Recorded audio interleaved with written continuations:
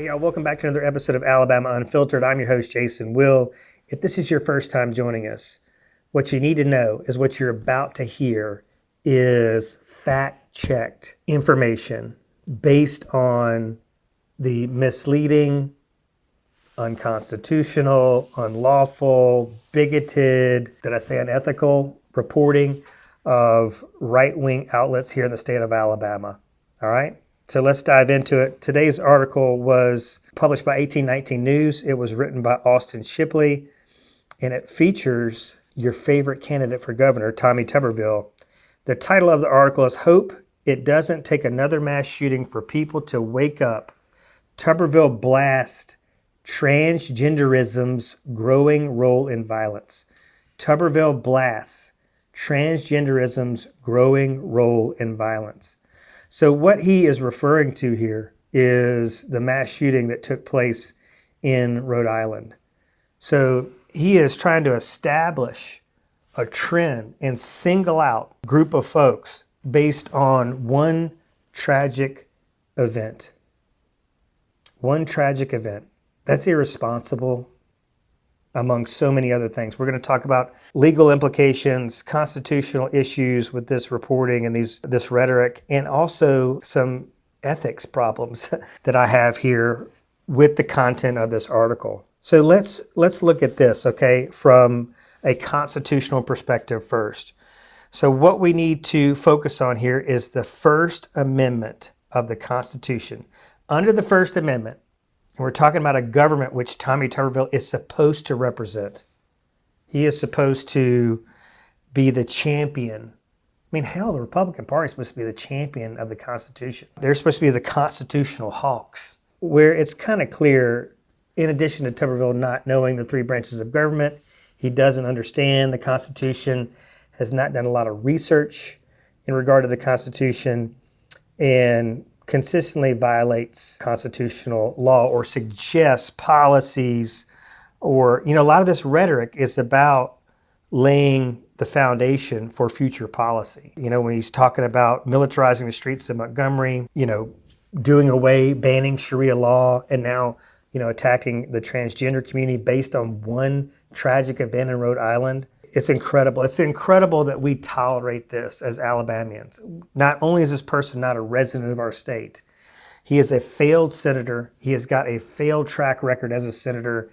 Every time he's on TV, every time he's quoted in an article like this, I don't know how anybody else would interpret his qualifications to be anywhere near the standard we should have for elected officials in our state. I'm talking at the basic level, like city council, all the way up to governor, we are getting what we allow. Before I get too deep into this, I just want to make the point. I think this is exposing a very ugly truth about Alabama, because the majority of y'all seem to feed off of this, false, misleading, unconstitutional, and unethical reporting as if it's patriotic. And it's disgusting.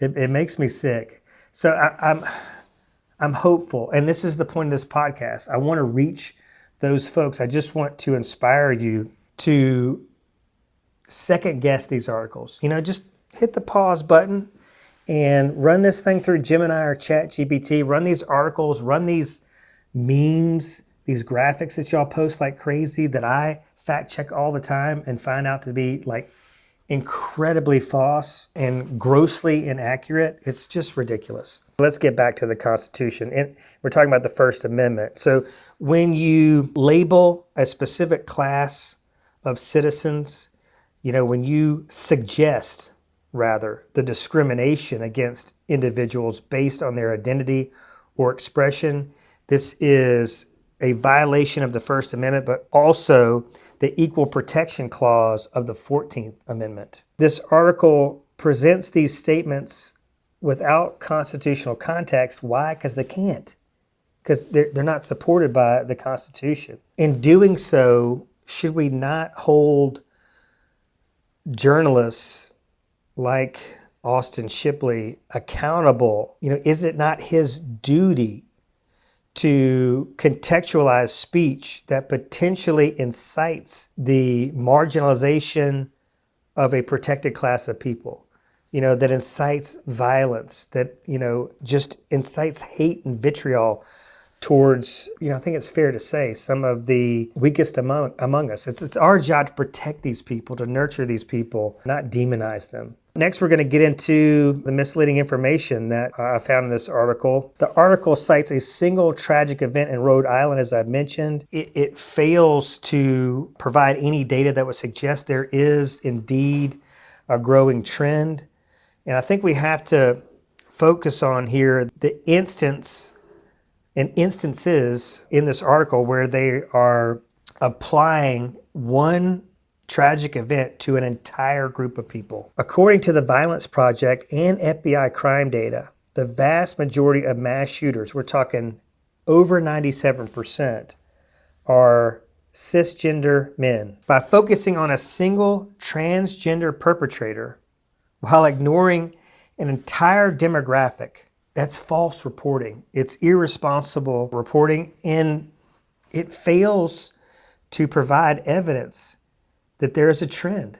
What 1819 News here is reporting is a false trend. They want you to buy into and believe a false trend. They want you to fear transgender people. Is this part of the Epstein files distraction? Is this a part of the distraction that Republican policies are having across red states, and now from the White House, Congress, DOJ, HHS, all the way down, to the State House in Montgomery? These policies serve a particular group of people, white people of privilege. This is what it's all about. And these other false trends they try to just create out of thin air are designed to, I would just guess, distract us from the fact that we are losing a lot of our rights and freedoms as set forth in the Constitution of the United States and the Bill of Rights and historical precedent. All right, so next let's get into medical misinformation found in the article. The article repeats the term delusion without a medical rebuttal. The American Psychological Association and the American Medical Association both recognize gender dysphoria as a legitimate medical condition, not a delusion.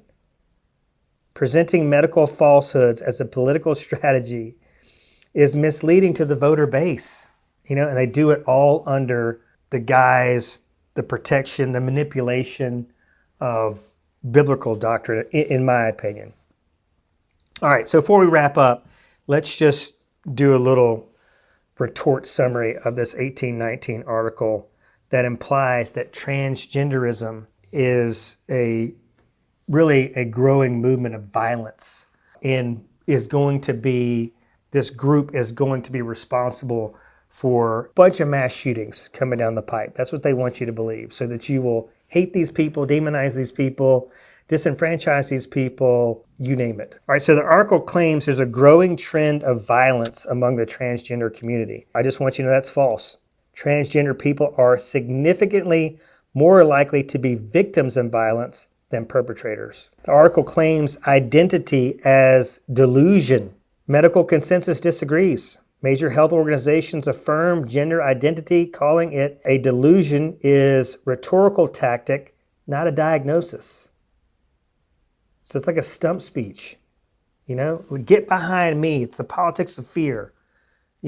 Let's bond. Let's create a community and tribe around the hate and bigotry and racism of folks that are different than us. Let's wrap up here with the constitutional issues. Just to recap the constitutional conflict that this article presents. The 14th Amendment requires the state to provide equal protection regardless of the official's personal opinion. So whether a group of people is worthy of the favor of a society is not up to one man's bigoted opinion. Hey, thank you guys for joining us. We'll see you soon on the next episode of Alabama Unfiltered.